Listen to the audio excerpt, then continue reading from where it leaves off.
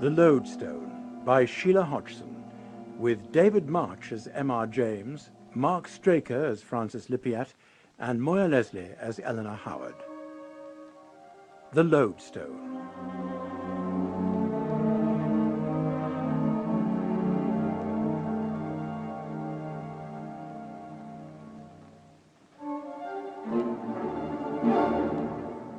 It never ceases to amaze me, the behaviour, the pettiness, the sheer oddity of one's memory. My life at Eton and King's has not, I think, been entirely without incident. Yet, looking back, what I remember are not the great triumphs, not the major leaps forward, but strange, unrelated little episodes. A small boy who came up to me on the cricket field. "Excuse me, sir, are you the provost?" "Yes," I said. "Yes," he said, "I thought you were," and went away. And again, the morning spent invigilating at some examination, when I caught a student scribbling on the back of his Latin paper. He was sketching me. Impudent, intolerable. And yet, you see, the liveliness, the accuracy. Francis Lippiatt could draw. He could not translate Homer, but my word, he could draw. A fact which came to my mind some years later, when George Masterman of the Masterman Press had asked me to recommend an illustrator for my book on English abbeys. I'm sorry to make an issue of this, Dr. James. It was, however, on your recommendation. You gave us the name. Francis Lippiatt, yes, indeed. I think very highly of Lippiatt's work, Mr. Masterman. He did some fine studies of the chapel at King's. He possesses an eye not just for the externals of a building, the shape of a tower. He can catch the atmosphere. Possibly. You have his portfolio? I have. He has finished the sketch of Ford Abbey, the Priory at Montacute, Wenlock Ruins? Yes. Capital, excellent. Dr. James, have you seen these pictures? Not as yet. I have shown them to my board of directors. Our unanimous decision is that we reject the lot. You? Oh, surely. Oh, come. Well, may I look? Please do. I cannot believe they are so devoid of merit. Rumsey, yes. A good, clear angle on the tower. Nice detail about the belfry. And nothing strikes you as odd? On the contrary, I consider the draftsmanship splendid, and the composition first class, and the... Oh. You have found it. Bless my soul. A huge Gothic tombstone, inscribed, "Let the waters rise up." How very strange. Dr. James, is there any such tombstone at Rumsey? No. Thank you. We wrote to Mr. Lippiatt, pointing out his mistake. He wrote back, apologizing. Several weeks later, we received this. The Benedictine cloister at Winchcombe. Yes, I remember it well. Good heavens. He has drawn that ridiculous tomb again. The thing reappears in all his drawings, getting closer and larger every time. We wrote on Wednesday, demanding an explanation and a new set of sketches. Yesterday, that arrived in the mid-morning post. Reading Abbey. But the tombstone is occupying the entire foreground. As you say.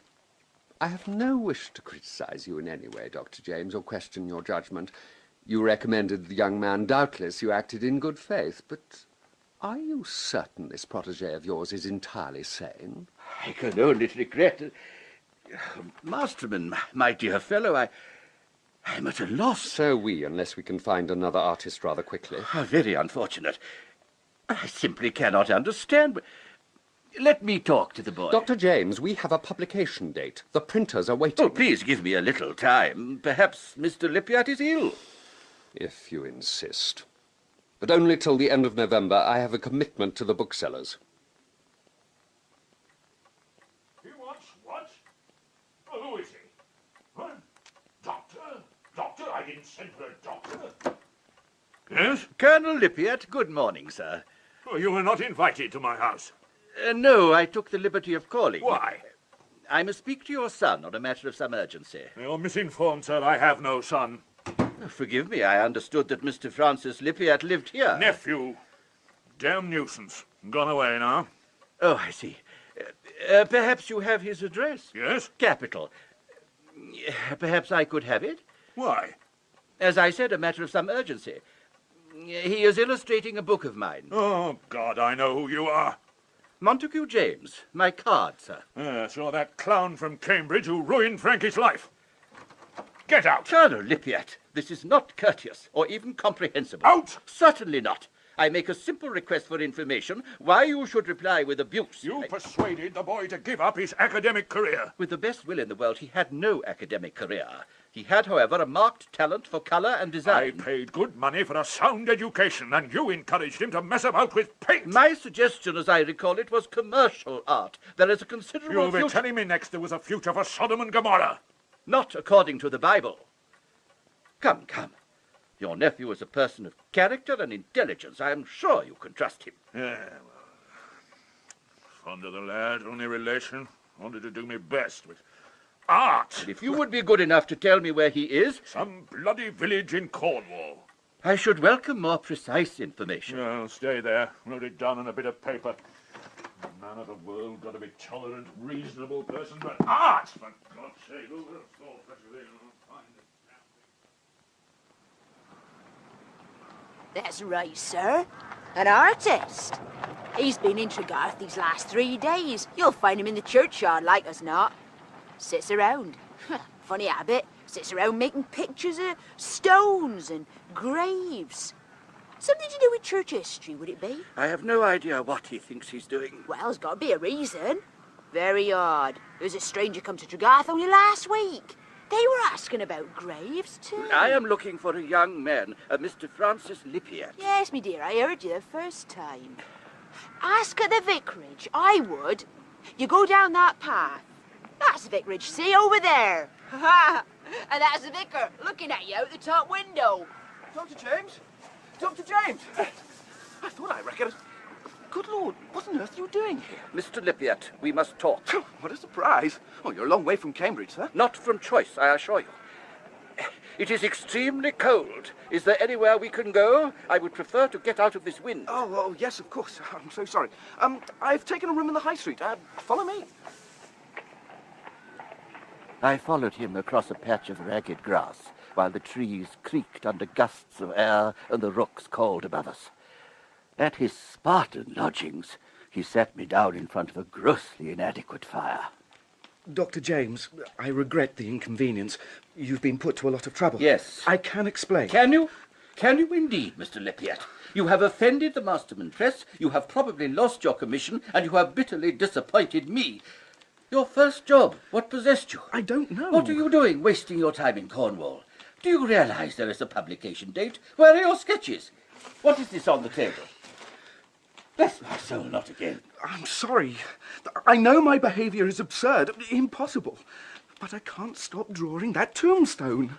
I see it in my dreams. It haunts me day and night. My hand moves of its own volition. Oh. Let the waters rise up! Let the waters rise up!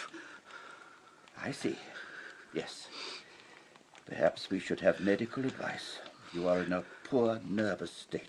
Either I am losing my mind, or somebody has put a curse on me. Oh, nonsense. It would be pleasant if you could make a cup of tea. Oh, yes, of course. Excuse me. We will not talk of curses or witchcraft. There is a logical explanation for your troubles. The stone exists, you know. I have done nothing but research for weeks. The stone is mentioned in a history of Judge Jeffreys. It was put up in memory of the witch. Do be careful with that kettle. She was burnt in this village, in Tregarth, in 1691. If the lady was lamentably burnt, I fail to see how there can be a grave or a headstone. No. It was a memorial. Her mother had it built, and I am going to find it. He ranted on in this manner for some time, while the room filled slowly with smoke, and I drank cup after cup of quite abominable tea.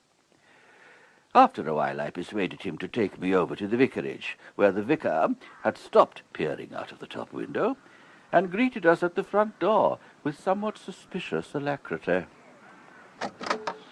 Good afternoon. I believe you are a stranger to the village. This is Dr. James. My name is Bodmin, Matthew Bodmin. How do you do? How do you do? The weather, I fear, is getting worse. Please, come in and wipe your feet. Have you travelled far, sir? From Cambridge. Aha, the seat of all learning, I am told. Not by anyone who happens to come from Oxford. A humorist. Excuse me, Mr. Lippiatt. I'm afraid you've left the front gate open. Would you be good enough to shut it? Oh, yes. Yes, of course.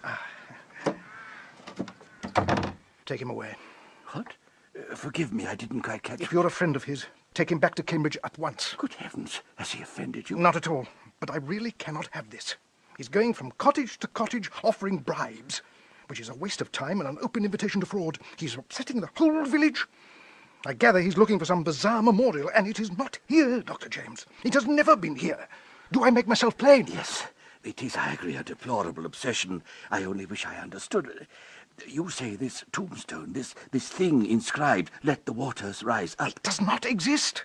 I have been in the parish for several years, and I should most certainly know. The boy is suffering from a delusion. That, alas, is all too probable. I'm reasonably expert in such matters. I have examined the parish register. I admit the records only go back to 1693, as Tregarth was devastated by a flood in 1692, and most of the papers lost. But I assure you there is no trace of... Thank you so much, Mr. Lippiatt. We have to beware of sheep. They get into the churchyard. I didn't see any sheep. Listen, have you found the Tregarth stone? The Reverend Mr. Bodmin has just been explaining to me, Francis. It is not here. Not? But have you asked all the villagers? Yes, my dear young man. And so have you.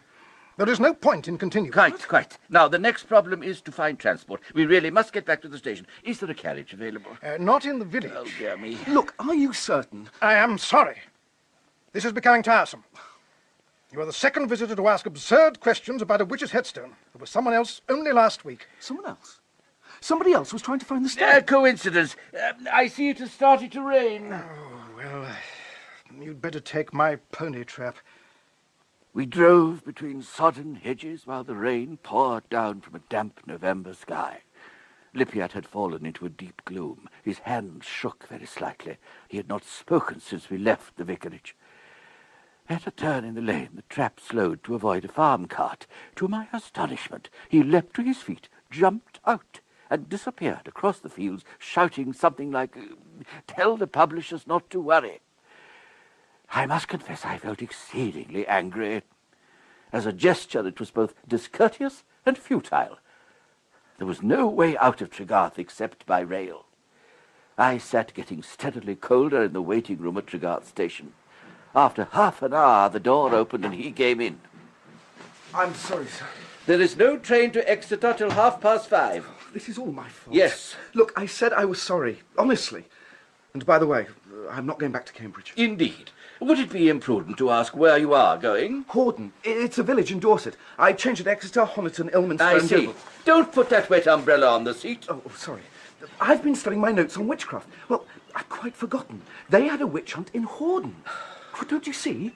I could have made a mistake. I should be hunting for the stone in another village. And another county, apparently. I thought the dates were suspect. I'm not very good at research. No. But honestly, I am doing this for your sake, Dr. James. You amaze me. Well, once I find the headstone, I can put it out of my mind altogether. I can concentrate on your work. That would be gratifying, particularly if you could do it before publication date. Here's my train. Sit down. It is going in the opposite direction, and it's not even going to stop here. We arrived at Hordon early on Sunday morning. The village looked even smaller than Tregarth, a huddle of stone cottages. Its vicar was responsible for 3 or 4 churches, and we had great difficulty in finding him. I really cannot help you. Excuse me, gentlemen, I have a morning service. We're looking for a large Gothic headstone bearing the words... Let the waters rise up. Yes, I know. Most peculiar. So sorry to disappoint you. To work, for work... One moment, please, Mr. Mullins. We have only just arrived and told you nothing at all about our business. I fail to see how you can know. Oh, I've been asked before. You've been asked before? Yes, the same question. Somebody a day or two back was asking the very same thing. Are you interested in the mathematics of coincidence? No, who was This is quite extraordinary. Wherever we go, Mr. Mullins, somebody has been before us. Could you describe the man? Which was a woman. A young girl, most attractive. Her name? Oh, I've forgotten the name. I was bicycling over to St. Cuthman's. I have to serve St. Cuthman's, St. Peter's, and St. Agnes in the field. It's all go, sir. Did it's you all find go. anything? Yes. You did? I made a comprehensive search of the church records. And? I can tell you positively, your witch's memorial is not in Hordon. Damn! Mr. Lippiatt, do remember where you are. Have you come far? Oh, what a shame. I would offer you luncheon, but my cook's being confirmed. Thank you. We have had breakfast of a sort. But did you ask the villagers? Unreliable. Between you and me, they would say anything for a pint of beer. No, the only safe guide is the parish register, and that goes back to 1793. No earlier? Unfortunately, no. 1793. Good day, good day. Nice to have met you both, and you must come again. At which the Reverend Mr. Mullins jumped on his bicycle and vanished down a field path, waving one hand as he went. After a minute, he appeared again, shouting. Winterset! What? I beg your pardon? Oh, God be gracious. I've had a thought. The young lady who came last week had made a list, a catalogue of all the villages which had any unusual monument, with particular reference to witchcraft. Did I mention she was looking for a monument for witch? Yes. One of the names I distinctly remember. Winterset. It was Winterset. Now, why don't you go to Winterset and ask the vicar? Possibly because we do not know where it is. Where is it? On the Salisbury Plain. Of course it is. Winterset is on the Salisbury Plain. Now, do let me know how you get on. I should be most interested. Don't mind out, sir. It was too late. Twisting round in an excess of cordiality, the Reverend Mr. Mullins shot head first into a ditch. He rose, totally unconcerned, and continued on his way. For our part, we returned to the station and made inquiries as to trains for Salisbury. There was nothing for several hours. I was in a somewhat less than amiable frame of mind when we did eventually arrive in Winterset. Well, that must be the church, and the graveyard is over here! He ran ahead of me, leaping over the gravestones. When I caught up with him, he had stopped as if petrified in mid-stride. Dr. James! Dr. James, it's there! I looked, and there indeed it stood, exactly as Lippiat had drawn the confounded thing. A great block of stone, carved with strange and intricate lines, and in the centre, as he said, the words, "Let the waters rise up." Bless my soul. Well, I congratulate you, Francis. Your search is at an end. I've found it! He fell on his knees in the wet grass and proceeded to touch the lettering, giving little gasps of pleasure. It was highly embarrassing, and I should have thought likely to cause pneumonia. As I watched, I became aware of somebody approaching across the churchyard. My sight is not good. At first I took the cloaked and hooded figure to be the vicar of the parish. Then I realized it was altogether too slight a form, and must be a woman. Good evening. She wore somber clothing.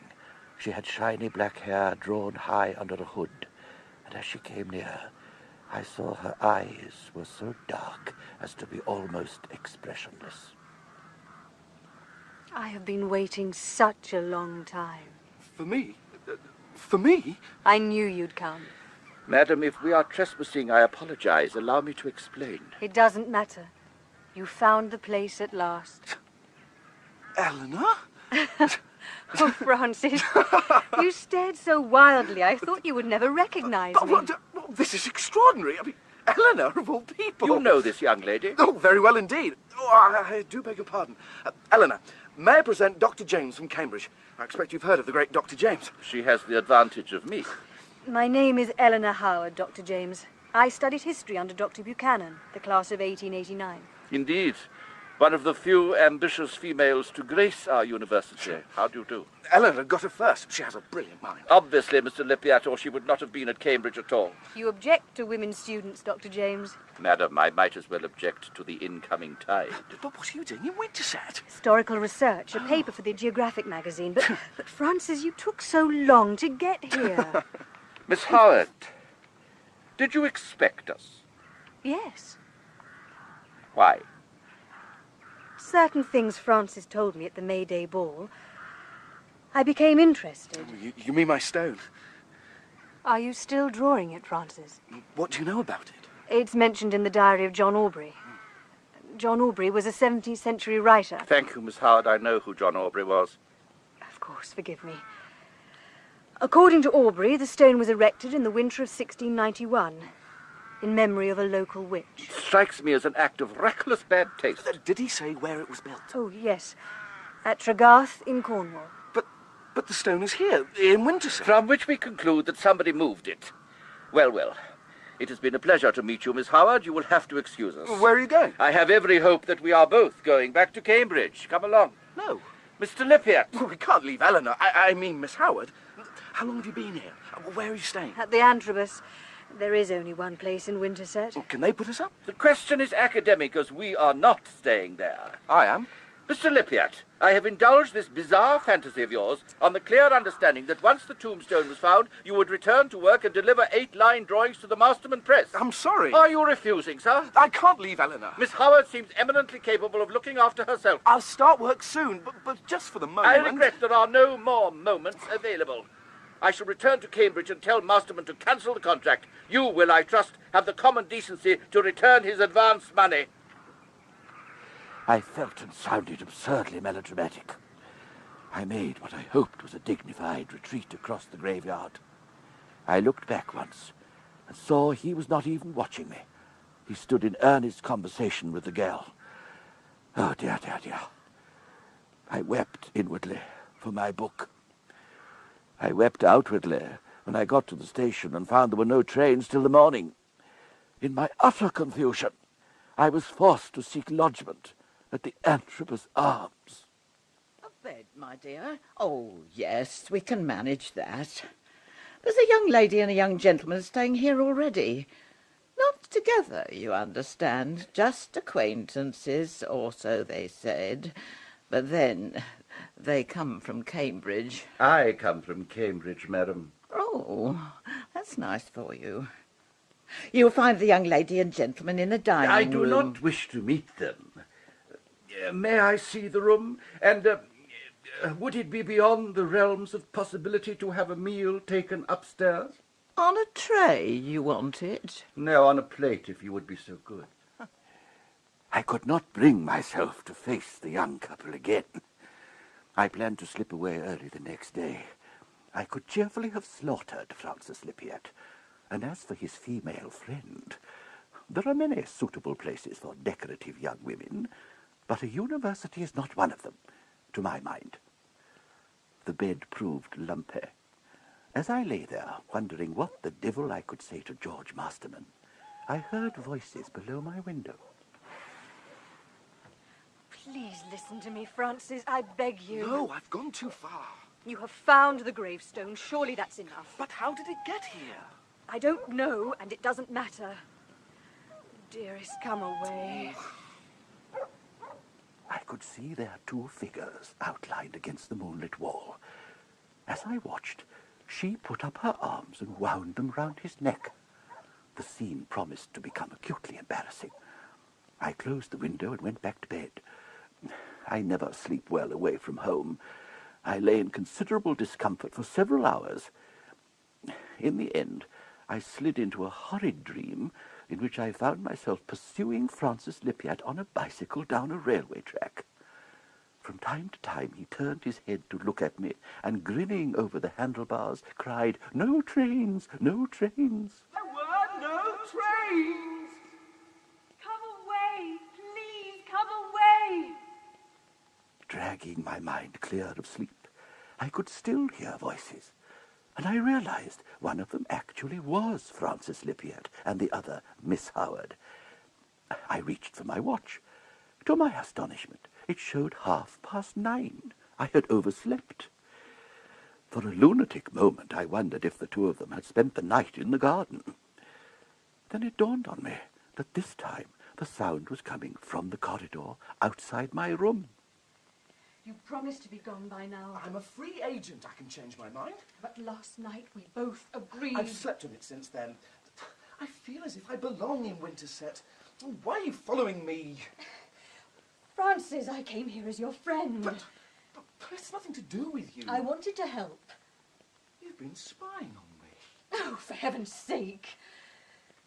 What you told me at the May Day ball was very distressing. I was worried. No. You came here to head me off. You got here first. I work rather quicker than you do. Oh, yes. Now I understand. You're working on me, aren't you, Eleanor? I'm trying to persuade you. Oh, yes. Why didn't I realise? When I saw those ink-black eyes of yours. Who are you? Oh, don't do that. You're hurting my hand. Who are you? Oh, come on, who are you? I hope I am a friend of yours. Now, please, let's go downstairs. Answer me. Oh, you haunt my thoughts. You've crept inside my brain. I remember now.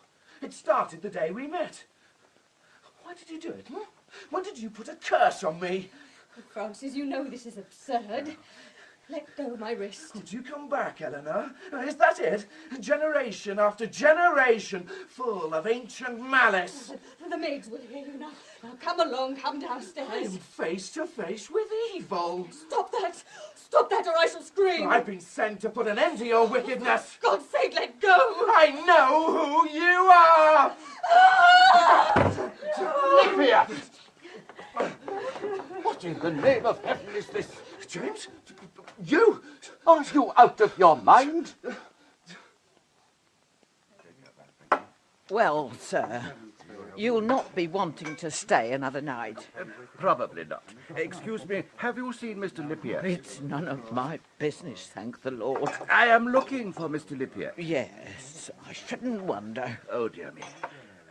I suppose Miss Howard... Ah, now I can tell you where she is. She's gone. Vanished before the milk came without thanking me, though she did leave her money on the table. And while we're on the subject, your bill comes to 4 and 6pence. There's a carrier be leaving from the crossroads if you hurry. Madam, I am waiting for my friend.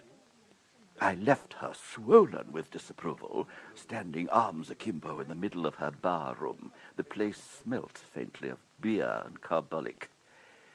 I walked across the village green and came upon him standing beside a small brackish river. Dr. James? Have you anything to say to me? Why did you come back? There were no trains. It's almost comic. You, bursting out of the room in your dressing gown when I thought you were miles away. I fail to see any humour in the situation. Quite frankly, I consider it the mercy of God that I was there. Francis, what in the name of heaven possessed you? You were about to attack that girl. I had made a very terrible discovery. Concerning Miss Howard? Dr. James, do you believe in reincarnation? Is that a serious question? Oh, yes. Then to answer you, I neither believe nor disbelieve. I am prepared to consider evidence. Oh, I have evidence. She is a witch. Bless my soul. I have no particular liking for female undergraduates, but even I should hesitate to call them witches. My dear boy, this is ridiculous. Do calm yourself. Why did she follow me? At the risk of pedantry, she did not follow you. She was several days ahead of you. Yes, and that too. How did she know so much about the stone? How did she find it? Possibly because, though it pains me to say so, her research work was rather better than yours. No. She has put a curse on me. Well, you've seen what's happened to me, to my work, to my mind.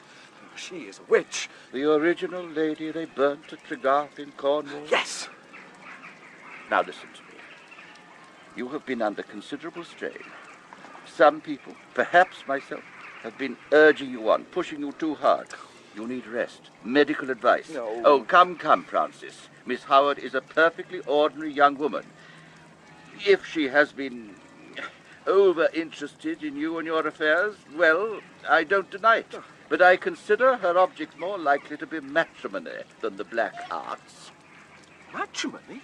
It is, I believe, the usual preoccupation of young ladies. You think she wants to marry me? That's better. Excellent. Now we can laugh at this. No more talk of witches and magic. We have to get ourselves back to Cambridge. Oh, I've been very foolish. Oh, I'm so sorry. It doesn't matter. My dear boy, forget the whole episode. I assure you I have. Now, suppose you go and collect your luggage from the inn, and I will wait for you at the crossroads. That's tiresome, my dear. I don't seem to have any small silver. Oh, please keep the change. Very amiable of you. Oh, just a minute. Yes? Lucky I caught you. Letter come from the vicarage. The vicar said he thought it might be someone staying at the Antrobus. Lypia, you see? Lypia? Care of the vicarage. Please forward. That's very odd. My dear Mr. Lippiat, I hope this finds you. I've no address, save Winterset. Still, Winterset is a small village, and if I throw myself upon the mercies of the vicar... My dear sir, good news. Glorious news.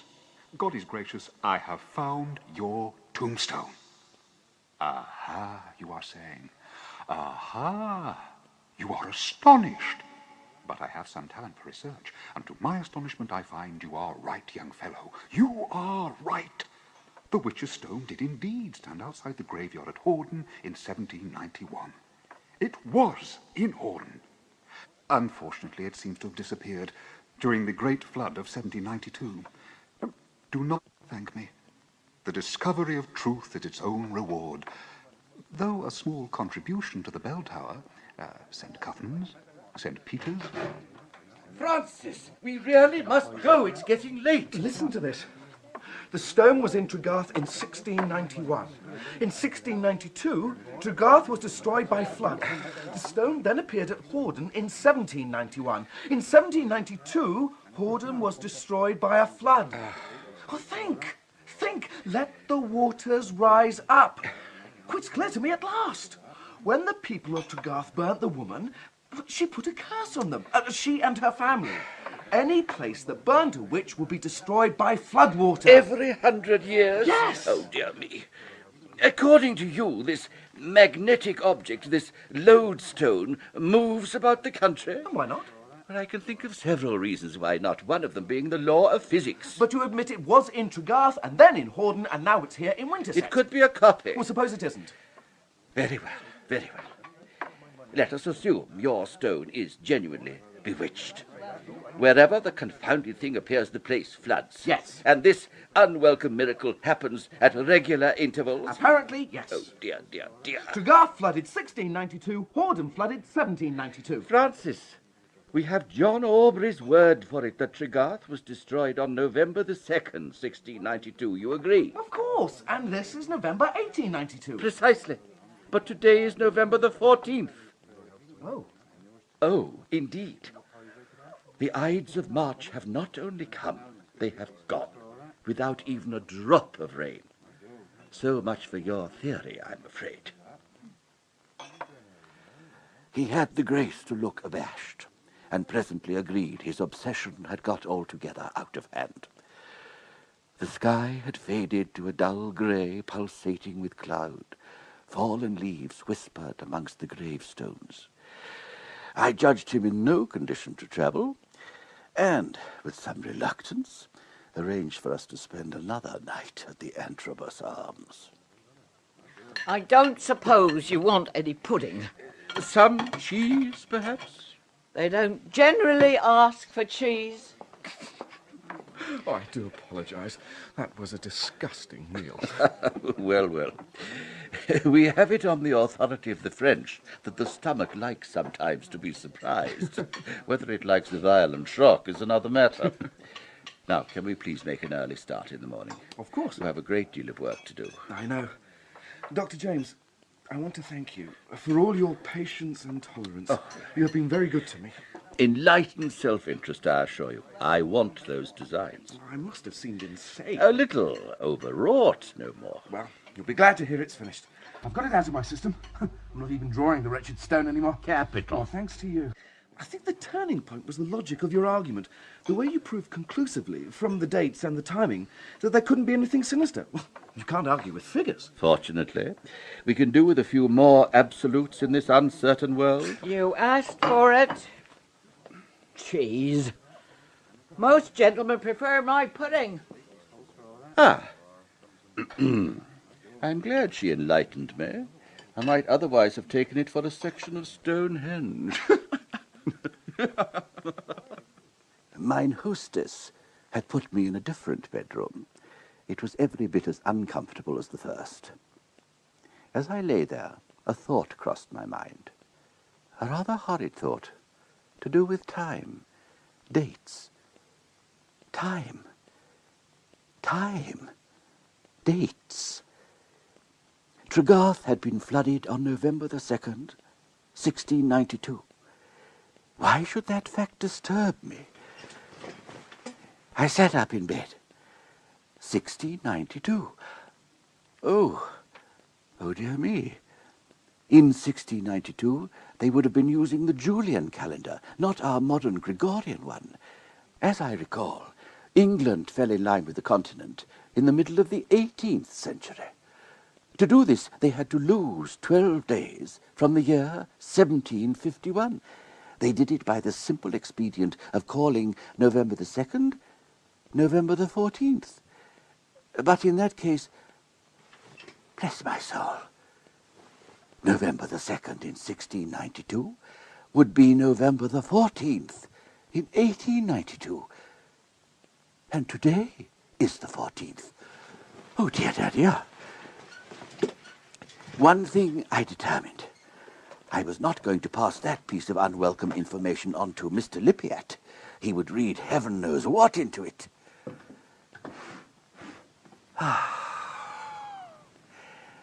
As I stood by the window trying to get a little air, I was astonished to see him down below, standing outside the inn. I leant over the windowsill and called, "Lippiatt, Lippiatt." He paid no attention. I pulled on my dressing gown and rushed outside. Francis, what in the name of wonder are you doing? Sir? Are you all right? I feel unwell. Go back to bed at once. Listen. You will most certainly catch pneumonia. Oh, can you hear something? It's like a tap dripping. It's been raining. Can't you hear it? The trees are wet. It's getting louder. There's been a rainstorm. The air is very damp. No, listen. Wind shaking the branches. No! It's rain pouring down the gutters. Why didn't you believe me? Francis! Let the waters rise up! The next moment the ground heaved and rippled, and a great spurt of water shot up from the graveyard. Dear God! Run! Run! Raise the alarm! It's a flood! Wake the village! Get help! Get the people out! Taken at the flood! The wall of the churchyard has collapsed! Flood tide! Quick! Over there! There's a light! What's happened? Must be a storm. It's only the river. Oh my God, there's water running down the street. Don't go out. Well, someone's got to get help. Come back here. Mind the children. The water's getting under the door. Please remain calm. Make everybody go up to the top floor of their houses. There's water bubbling up all over the graves. Don't stop to collect anything.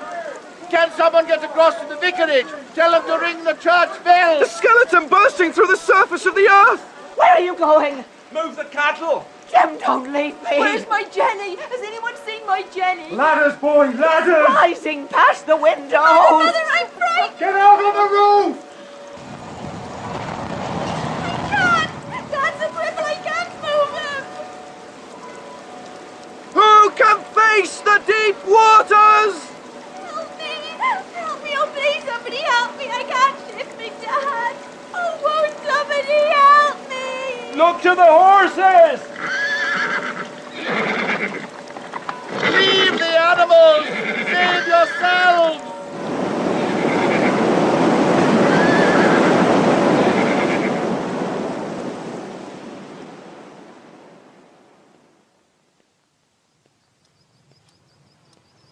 The morning dawned on a scene of quite appalling devastation. The water had drained back into the earth, leaving thick mud and broken trees and smashed masonry right across the village. When the final count was made and a report presented to the authorities, it emerged that 4 buildings had been destroyed, 8 rendered uninhabitable, numerous cows and sheep had been drowned, and 11 people were dead. Dead? I'm very sorry, Colonel Lippiatt.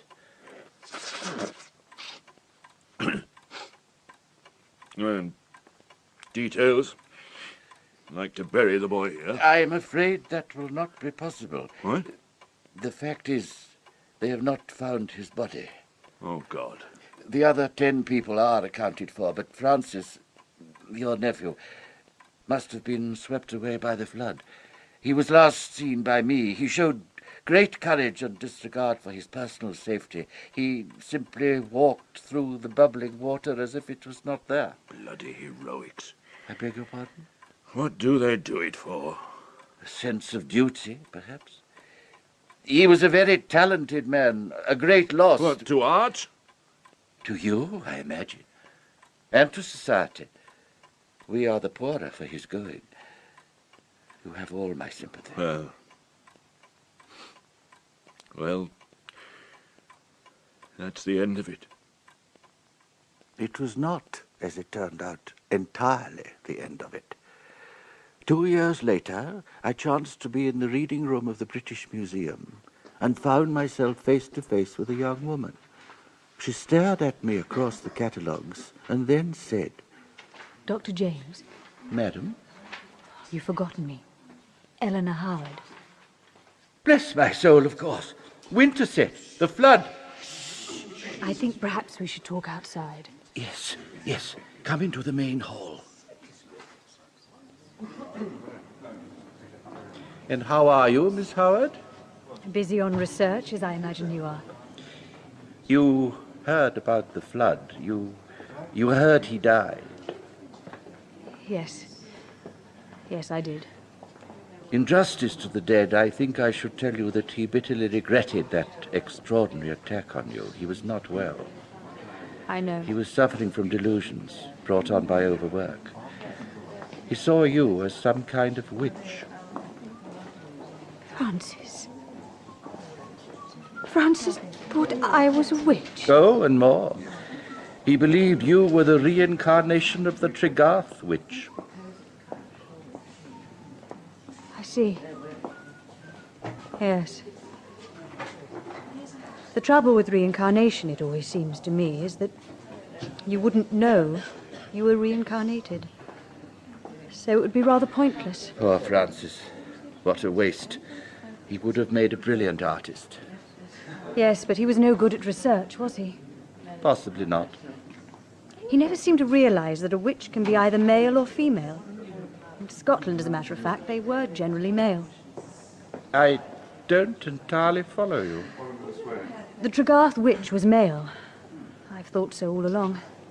And only recently I came across letters which refer to the Tregarth witch hunt and a curious stone put up by a woman in memory of her son. Her son? Whose name is given as Francis Lippiatt. Bless my soul. If he had known... Oh, that's the whole point, don't you see? He didn't know. I'm not a witch, Dr. James. But he was. Closing time, please. Closing time in half an hour. I neither believe nor disbelieve. I am, however, always prepared to examine evidence. During the long vacation, curiosity took me back to Winterset. I thought I might re-examine that strange memorial. It wasn't there. It must have been destroyed by the flood. Only, it was a great slab of stone, deeply rooted in ironwork. And it wasn't there. You do see what really worries me.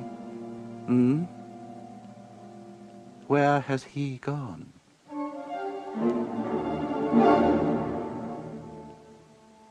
That was The Lodestone by Sheila Hodgson, with David March as M.R. James, Mark Straker as Francis Lippiatt, and Moya Leslie as Eleanor Howard.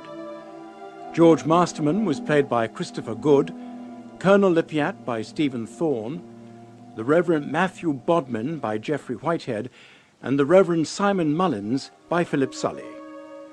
Joan Matheson played the landlady of the Antrobus, and Joan Walker, the village woman. The Lodestone was directed by David Johnston.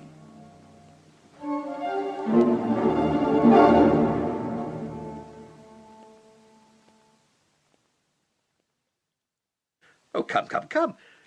Well, may I look? Please do. I cannot believe they are so devoid of merit. Rumsey, yes. A good, clear angle on the tower. Nice detail about the belfry. And nothing strikes you as odd? On the contrary, I consider the draftsmanship splendid, and the composition first class, and the... Oh. You have found it. Bless my soul. A huge Gothic tombstone, inscribed, "Let the waters rise up." How very strange. Dr. James, is there any such tombstone at Rumsey? No. Thank you. We wrote to Mr. Lippiatt, pointing out his mistake. He wrote back, apologizing. Several weeks later, we received this. The Benedictine cloister at Winchcombe. Yes, I remember it well. Good heavens. He has drawn that ridiculous tomb again. The thing reappears in all his drawings, getting closer and larger every time. We wrote on Wednesday demanding an explanation and a new set of sketches. Yesterday, that arrived in the mid-morning post. Reading Abbey. But the tombstone is occupying the entire foreground. As you say. I have no wish to criticize you in any way, Dr. James, or question your judgment. You recommended the young man. Doubtless you acted in good faith, but are you certain this protégé of yours is entirely sane? I can only regret it. Masterman, my dear fellow, I'm at a loss. So we, unless we can find another artist rather quickly. How very unfortunate. I simply cannot understand. Let me talk to the boy. Dr. James, we have a publication date. The printers are waiting. Oh, please give me a little time. Perhaps Mr. Lippiatt is ill. If you insist. But only till the end of November. I have a commitment to the booksellers. He wants what? Oh, who is he? What? Doctor? Doctor? I didn't send for a doctor. Yes? Colonel Lippiatt, good morning, sir. Oh, you were not invited to my house. No, I took the liberty of calling. Why? I must speak to your son on a matter of some urgency. You're misinformed, sir. I have no son. Forgive me, I understood that Mr. Francis Lippiatt lived here. Nephew. Damn nuisance. Gone away now. Oh, I see. Perhaps you have his address? Yes? Capital. Perhaps I could have it? Why? As I said, a matter of some urgency. He is illustrating a book of mine. Oh, God, I know who you are. Montague James, my card, sir. Saw that clown from Cambridge who ruined Frankie's life. Get out! Colonel Lippiatt, this is not courteous or even comprehensible. Out! Certainly not. I make a simple request for information why you should reply with abuse. You persuaded the boy to give up his academic career. With the best will in the world, he had no academic career. He had, however, a marked talent for colour and design. I paid good money for a sound education, and you encouraged him to mess about with paint. My suggestion, as I recall it, was commercial art. There is a considerable You'll be telling me next there was a future for Sodom and Gomorrah. Not according to the Bible. Come, come. Your nephew is a person of character and intelligence. I am sure you can trust him. Yeah, well, fond of the lad, only relation. Wanted to do me best with art. And if you would be good enough to tell me where he is... Some bloody village in Cornwall. I should welcome more precise information. Well, stay there. Wrote it down on a bit of paper. Man of the world, got to be tolerant, reasonable person, but art!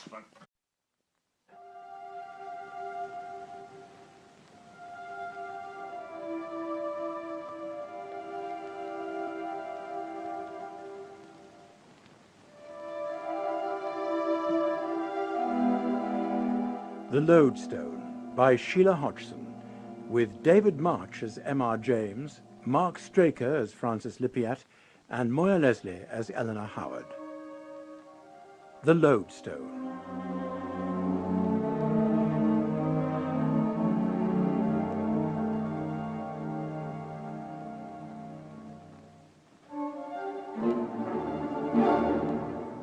It never ceases to amaze me, the behaviour, the pettiness, the sheer oddity of one's memory.